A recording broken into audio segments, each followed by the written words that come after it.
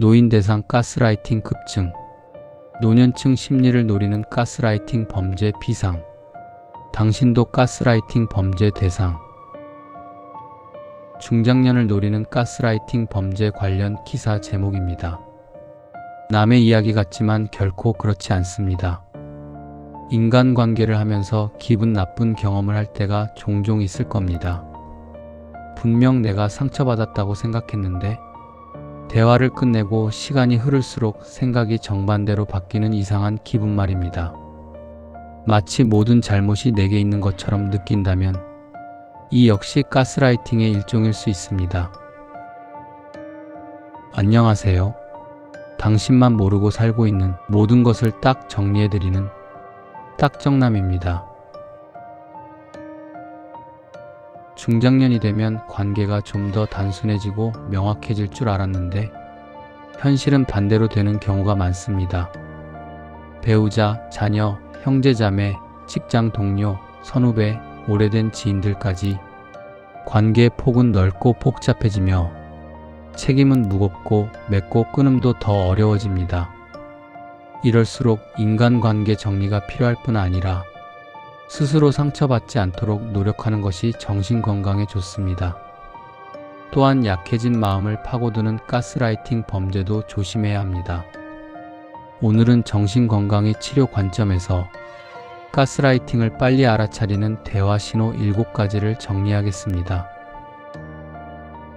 가스라이팅이 무서운 것은 자신도 모르는 사이에 피해자가 된다는 겁니다. 다양한 인간관계에서 그것을 알아차리는 것이 무엇보다 중요합니다. 가스라이팅의 핵심은 하나입니다. 절대로 상대를 악마화하자는 것이 아닙니다. 맑은 정신과 올바른 판단력으로 내 마음과 현실 감각을 지키는 것입니다. 그리고 갈등이 생긴다고 모두 가스라이팅은 아닙니다. 하지만 반복적으로 내 판단력을 무너뜨리는 관계가 있다면 잘 따져봐야 합니다. 그러기 위해 이번 영상이 큰 도움이 될 것입니다. 오늘 영상은 이렇게 진행하겠습니다. 먼저 8가지 가스라이팅 특징을 아주 구체적으로 설명한 후 각 가스라이팅을 스스로 확인할 수 있는 점검 질문 1개와 상대방에게 바로 써먹을 수 있는 대처 문장 1개를 정리하겠습니다. 이 영상을 끝까지 보신다면 가스라이팅이 무엇이며 지금 내 관계가 올바른지 판단할 수 있을 것입니다. 시작하겠습니다. 가스라이팅을 알아보는 대화 신호 첫 번째. 사실을 지우고 감정만 문제 삼는다. 바로 이것이 가스라이팅의 대표적인 신호입니다. 내가 말한 사실은 무시하고 내가 보인 감정만 공격하는 것입니다.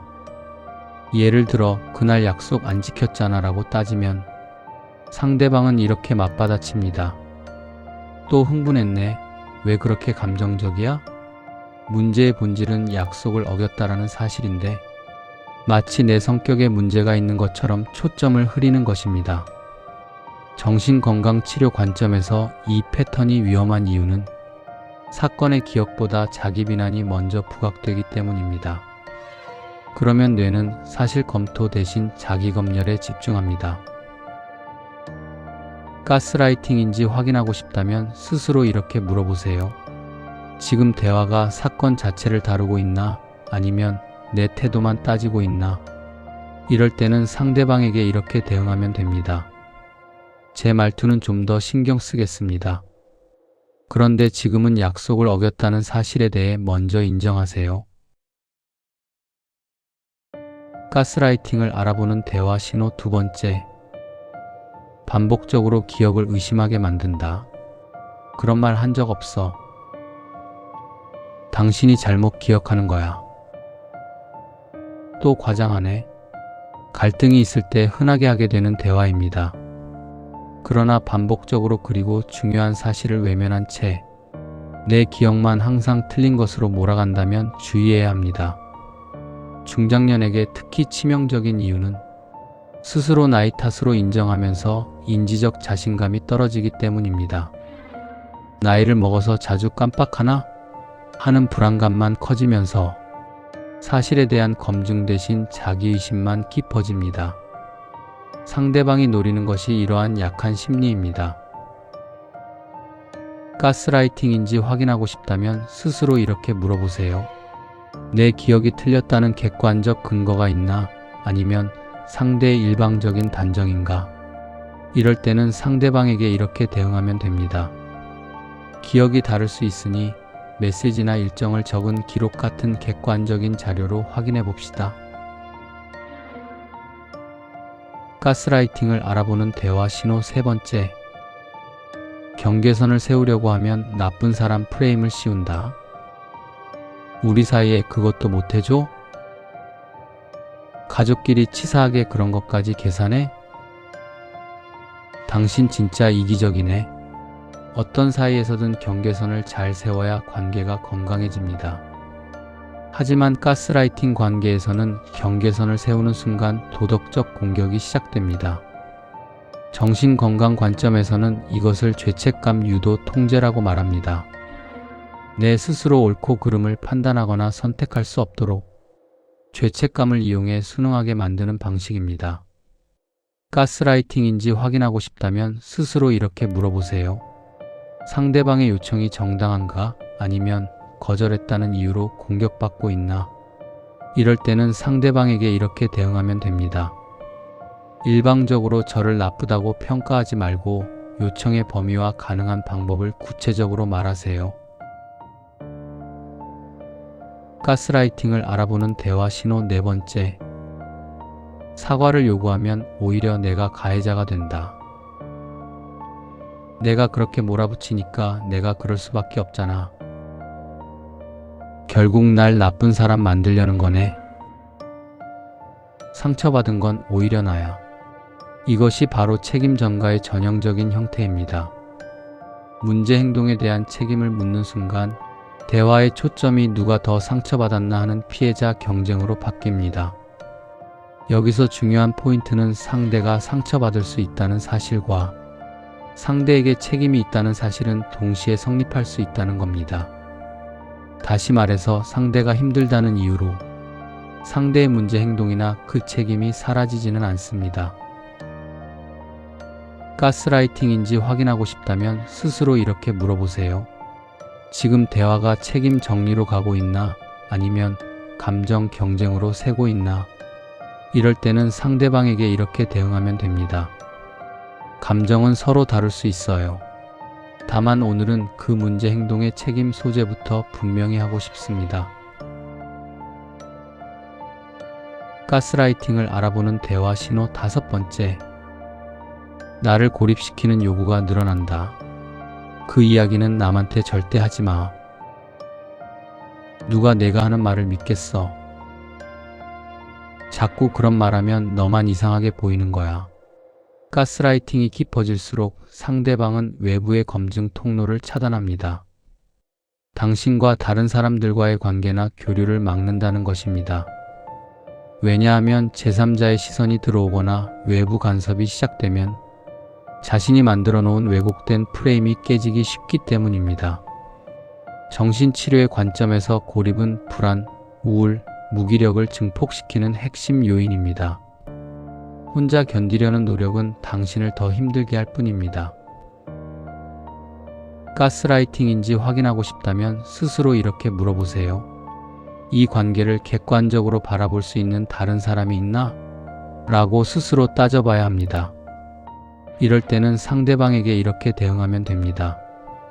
이 문제는 가족, 친구 아니면 전문가와 상의하겠습니다. 우리 관계의 비밀 강요는 받아들이기 어렵습니다. 가스라이팅을 알아보는 대화 신호 여섯 번째. 칭찬과 비난이 롤러코스터처럼 반복된다. 어느 날은 당신밖에 없어라고 했다가 다음 날에는 갑자기 돌변해서 넌 정말 최악이야 라고 말한다면 가스라이팅을 의심해야 합니다. 이러한 극단적인 반응이 반복되면 사람의 심리는 객관적인 판단보다는 자기 검열에 빠집니다. 오늘은 내가 노력해서 화 안 나게 해야지. 나만 잘하면 다시 좋아질 수 있어. 이러한 어리석은 기대가 당신을 더 올가맵니다. 정신건강 관점에서 정서적 예측 가능성을 무너뜨려서 불안감을 높이는 겁니다. 쉽게 말해 늘 눈치를 보는 습성이 길러지게 됩니다. 가스라이팅인지 확인하고 싶다면 스스로 이렇게 물어보세요.